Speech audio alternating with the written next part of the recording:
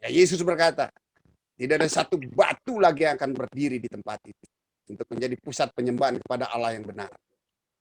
Karena mereka menolak Yesus sebagai Mesias. Nah, pada waktu Roh Kudus dicurahkan, itu Roh Kudus memenuhi hidup manusia. Nah, dari sejak saat itu Roh Allah mempunyai tempat lagi dalam hidup manusia, sehingga manusia yang dipenuhi oleh kuasa Roh Kudus disebut sebagai bait Roh Kudus Allah. Wow, berikan tepuk tangan buat Tuhan, haleluya. Nah, artinya Tuhan meninggalkan peribadahan suku bangsa Israel, suku bangsa Yahudi yang beribadah ke bait suci sampai hari ini, makanya nggak ada. Cuman berdoa di tembok ratapan karena mereka minta agar bait suci itu bisa didirikan kembali. Dan jika bait suci itu didirikan kembali, itu bukan pekerjaan Tuhan. Ingat itu. Pekerjaan Tuhan bait suci yang baru adalah setiap kita yang percaya dan dipenuhi oleh kuasa Roh Kudus Allah. Sehingga gereja ini gereja yang bergerak. Terjadilah penggenapan Yesus berbicara kepada perempuan Samaria di sumur Yakub bahwa akan tiba waktunya dan sudah tiba sekarang bahwa penyembah-penyembah Bapa dia harus menyembahnya di dalam roh dan kebenaran dan bukan di Yerusalem, bukan di gunung-gunung. Tetapi roh Allah itu akan memenuhi seluruh kehidupan manusia. Nah, pada waktu itu kapasitas daripada roh Allah memenuhi Petrus karena sedang terjadi satu kebangunan yang sangat amat luar biasa. Maka lihat hadirat Allah yang begitu kuatnya. Motivasi yang ingin memanipulasi, yang ingin mencobai Tuhan. Ananias Safira lupa bahwa Tuhan itu adalah roh. Ananias dan Safira lupa Tuhan itu sekarang ada di dalam pribadi Rasul Petrus dalam wujud Roh Kudus. Tuhan bukan di bait suci lagi yang dibatasi oleh kotak tembok, nggak di situ lagi. Kalau Tuhan dibatasi di bait suci, waduh banyak korup tuh imam-imam Lewi. Setiap orang bawa kambing domba dibilang nggak layak, bak putar sedikit dari balik situ layak, baru beli harga mahal. Tukar uang untuk pembelian barang-barang uang harus shekel, nggak boleh uang-uang lain. Itu ada money changer di situ, waduh rate-nya rendah banget tuh. Karena Tuhannya di kota, di bait suci. Tapi pada waktu Tuhan memenuhi tubuh manusia dengan kuasa Roh Kudus, dia Tuhan ada di situ. Nah, Ananias berhadapan dengan itu. Waduh. Siapakah yang sanggup mampu mendustai Tuhan? Tidak bisa. Dan Petrus dengan karunia membedakan rohnya, ini penting. Petrus dengan karunia membedakan rohnya, dia bisa tegur, dia bisa templak. Kenapa engkau mencobai? Kenapa engkau mendustai Tuhan? Coba lihat. Kan bapak dari segala dusta adalah setan. Bagaimana mungkin sih Anda melakukan pekerjaan yang baik, tapi hati masih melekat dengan setan? Gak bisa. Dan akhirnya apa yang terjadi? Penghakiman, jebret langsung strike di situ. Kenapa? Tuhan ingin mendisiplinkan. Di dalam rancangan rencananya membangun peribadahan melalui kehidupan manusia pribadi lepas pribadi. Tuhan ingin memperbaharui setiap hati umat manusia. Sehingga semua orang melihatnya, wah, nggak ada yang berani. Kayak kita begini kan, perlu corona dulu baru duduk anteng manis, jangan terlalu berpikir mencari. Tuh. Coba udah berapa lama? Udah 1 tahun lebih. Masih sehat toh, tapi muka masih tajam tuh, bagus tuh. Amin. Iya tuh. Hampir sama dengan Belanda lihat tapi muka ini. Jarang keluar toh. Enaknya begitu orang kalau orang sedikit ya maaf, bukan maksudnya menyinggung. Tapi orang-orang yang kayak saya keluar memang kalau terlalu kejemur bisa jadi hitam. Tapi begitu karantina sedikit, terus jarang kena matahari, kembali lagi DP asli kan gitu. Coba lihat kondisi situasi saat sekarang ini kan kita mau nggak mau kan Coba boleh tanya nggak? Hidup kita pasrah atau berserah? Berserah. Hidup itu nggak boleh pasrah. Sehingga nggak melakukan tindakan apapun juga. Hidup itu berserah. Pada waktu kita hidup berserah, maka pasti ada pimpinan daripada Tuhan.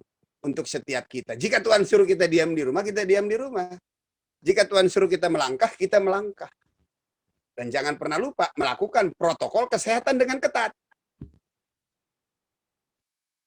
Orang-orang yang kena corona itu bukan berarti nggak beriman. Sama berimannya. Cuman nggak hati-hati. Kita enggak dong. Kita iman, imun, dan berhati-hati. Itu harus. Kadang-kadang iman terlalu besar, keluar nggak pakai masker, nggak pakai apa. Ya jangan dong. Kalau memang aturan, kecuali kita nggak tahu. Tapi kalau kita tahu, baiknya kita mentaati. Nah, kondisinya seperti itu. Oleh sebab itu, hayu. Kita harus mempunyai hati yang tulus dan murni kepada Tuhan. Tuhan tidak akan pernah minta kita membawa apa yang kita bisa bawa, apa yang kita bisa berikan kepada Tuhan dan kepada pekerjaannya. Enggak, Tuhan bisa nggak pakai kita untuk melayani pekerjaannya. Tuhan bisa pakai siapa saja untuk melakukan pekerjaannya. Tetapi yang dia inginkan kepada kita, agar kita mempunyai hati yang tulus, yang murni, yang benar di hadapan Tuhan. Sebab Tuhan itu adalah Maha Tahu. Bahkan dia lebih mengenal dan mengetahui isi hati kita daripada kita sendiri yang mengenal isi hati kita. Banyak contoh di Alkitab. Tuhan perlu untuk orang-orang yang punya tulus dan murni membawa harta bendanya yang mereka punya untuk diberikan dan untuk dibagi kepada orang-orang yang susah. Orang-orang yang miskin, tujuannya nggak ada lagi lain. Agar mereka bisa melihat dan merasakan kasih dan kepedulian Tuhan melalui setiap orang percaya. Sehingga olehnya nama Tuhan dipermuliakan. Sehingga olehnya yang kita harapkan agar mereka bisa datang kepada Tuhan. Dan mereka bukan menjadi pengikut kita, tapi mereka menjadi pengikut Kristus Yesus Tuhan. Ini yang penting. Amin. Kita lihat kok contoh-contoh yang lain. Anak muda yang kaya. Dia datang kepada Yesus. Apakah yang harus aku lakukan untuk boleh memperoleh hidup yang kekal? Yesus katakan, lakukanlah hukum Taurat. Dan orang itu berkata, semua sudah saya kerjakan. Dan untuk itu saya diberkati dengan berkelimpahan.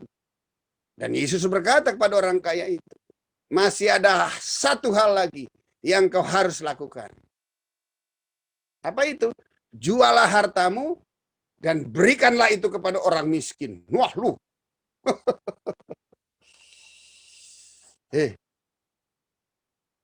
Memang kalau miskin itu susah di dunia. Kalau kaya itu memang sedap di dunia. Tapi belum tentu yang miskin, walaupun susah di dunia, nggak sedap nantinya. Belum tentu juga yang kaya, yang sedap di dunia, dan nanti di sana sedap juga, belum tentu. Ada contoh juga Lazarus dengan orang kaya. Bahkan Lazarus begitu susahnya. Orang kaya begitu kayanya. Tapi pada waktu sampai di tempat pangkuan Abraham, terpisah dengan jauh. Oleh sebab itu Tuhan minta, setialah dalam perkara kecil, maka dia akan setia juga dalam perkara yang besar. Dan jangan ada dua tuan di dalam hati kita. Gak bisa kita mengabdi kepada Tuhan, tapi kita juga mengabdi kepada Mamon. Yang lebih terlalu dan berdosa, mengabdi kepada Tuhan, hanya kejar Mamon, darah Yesus. Itu juga nggak boleh. Yakin dan percaya. Apapun yang kita kerjakan, pada waktu kita mengerjakannya dengan benar dan seolah-olah kita kerjakan untuk Tuhan, saya terlalu yakin dan percaya. Tuhan sanggup mampu memberkati kita. Berkat buat kita kan sekedar cukup aja lah. Saya dari sejak bertobat 26 tahun lalu, hidup saya tuh cukup-cukup aja. Bahkan seringkali tipis-tipis itu tabungan. Sehingga anak-anak seringkali lihat mujizat terus. Kita kasih lihat anak-anak, ini Papa punya. Supaya jangan terlalu banyak meminta tuh. Soalnya orang tua kalau anak minta nggak bisa kasih kan, aduh Tuhan. Kita aja bapak manusia. Kalau anak kita minta terus kita nggak bisa kasih, ampun Tuhan. Apalagi dia Bapak di surga. Apalagi dia yang menyadari situasi kondisi kesukaran kesulitan kita pada saat-saat sekarang ini. Dia Tuhan yang selalu mendengar serta menaruh perhatian atas setiap doa yang disampaikan kepadanya dengan segenap hati. Sampai hari ini. Setiap kali so menipis atau pas belanja, dia kaget. Pak, dari mana tuh? Kita bersaksi. Papa tidak pernah minta-minta. Dengan kuasa supranaturalnya, Tuhan menggerakkan semua orang.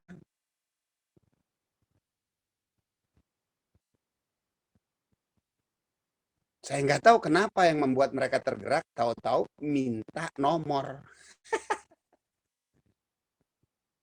Dan saya tahu, Tuhanlah yang menjaga serta memelihara kehidupan sampai hari ini.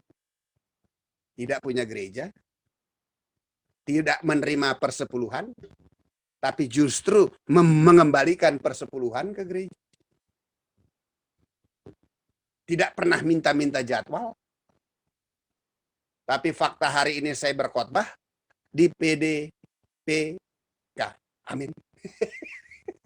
Saya nggak tahu siapa jadwal siapa yang cancel tuh. Yang pasti nggak masalah cancel karena baru kemarin. Tapi yang pasti jadwal saya Tuhan yang menjadwalkan. Amin. Semua kita bergantung harap sepenuhnya kepada Tuhan. Karena buat saya, aduh Tuhan tahu. Di tengah kondisi situasi keadaan begini, itu jadwal kan kosong semua tuh hari Minggu. Nah buat kita nih hamba-hamba Tuhan, yang paling susah buat kita, pertama, bukan masalah-masalah yang lain mencakup kehidupan, enggak. Tapi yang paling susah buat saya hamba Tuhan, mencari kehendak Tuhan. Itu paling susah. Padahal Alkitab tiap hari saya baca minimal 1 jam. Tiap hari loh. Dari Kejadian sampai Wahyu itu selama 26 tahun udah 26 kali itu minimal. Masih sampai hari ini. Cari kehendak Tuhan. Itu yang paling susah buat saya. Yang kedua, jika saya tidak bisa melayani, waduh, itu berat. Karena pada waktu saya melayani, maka dilihat ada kuasa yang menyertai, maka itu tuh yang memberikan kekuatan. Maka lihat deh, muka-muka hamba-hamba Tuhan biar katanya udah 60, 70, mukanya tetap segar tuh, fresh tuh. Amin. Amin nggak? Amin tuh. Padahal coba cek tukar-tukaran dompet. Waduh, jangan pernah mau tukar dompet sama hamba Tuhan ya. Walaupun mukanya pada terang-terang. Kenapa? Karena waktu kita bekerja, pada waktu kita melayani, itu lihat ada kuasa yang memberdayakan setiap kita. Wah. Nah kuncinya cuma satu, murni, tulus, selalu senantiasa, semata-mata hanya untuk kepentingan orang lain. Dan melaluinya nama Tuhan dipermuliakan. Masalah upah, aduh kalau kita kerja untuk Tuhan, sudah Jo jangan berpikir upah, ntar Tuhan yang mikirin.